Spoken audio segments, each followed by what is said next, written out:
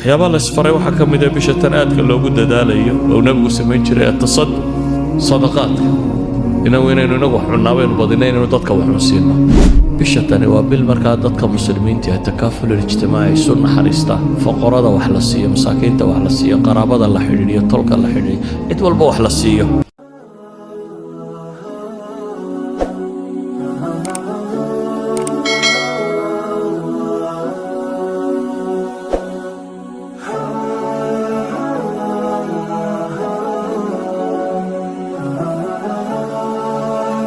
waxyaabaha la isfaray waxaa ka mid ah bisha tan aadka loogu dadaalayo oo nabigu samayn jiray atasadduq sadaqaadka inaynu inagu wax cunnaa baynu badinay inaynu dadka wax cunsiino sidaa awgeed ayuu saxaabigii muxuu lahaa nabigu wuxuu ahaa mid deeq badan dee asliyan baa nabiga caadadiisa waxayd weligii wax la weydiiyey maya ma odhan aduu bal qiyaas qof wax la weydiiyey aan maya odhanin weliba dadku isku mid maaha markaan dadkaba cidi kaa dhex aqoon aad meelahagaa iska joogto cidda kugu soo beegmaysa wax ku moodaysaa dee waa dad yar waa in yaroo qaraaba iyo laba saddexa saaxiib ahaydeen cid kale bay wax ku weydiinaysa laakiin ka warran haddaad dad madaxdood tahay oo weliba aanad askar iyo cid ku ilaalisa lahayn oo weliba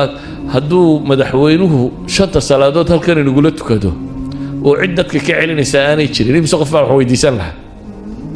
سقف ولي بدنتي سكولا ما صار دقا قالوا اسمعي هذا هو مدحويني كور هدو الرسول إلهي هي رسولك إلهي وضدك دح جوجا والميل لكم مغرين وشنت الصلاة بالله أركيه وهدنا ولقي وحلا ويديان ما يقرنن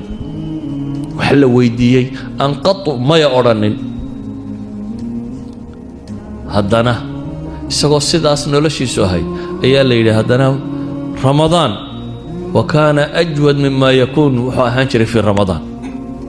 بشهر رمضان وقد يقبضنا بلا كلون بالليل هذا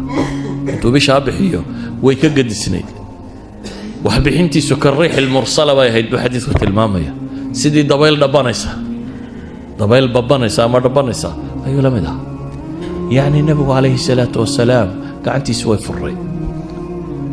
bisha tani waa bil markaa dadka muslimiinta ah takaaful ijtimaaci isu naxariistaan faqarada wax la siiyo masaakiinta wax la siiyo qaraabada la xidhiidhiyo tolka la xidhiidhiyo cid walba wax la siiyo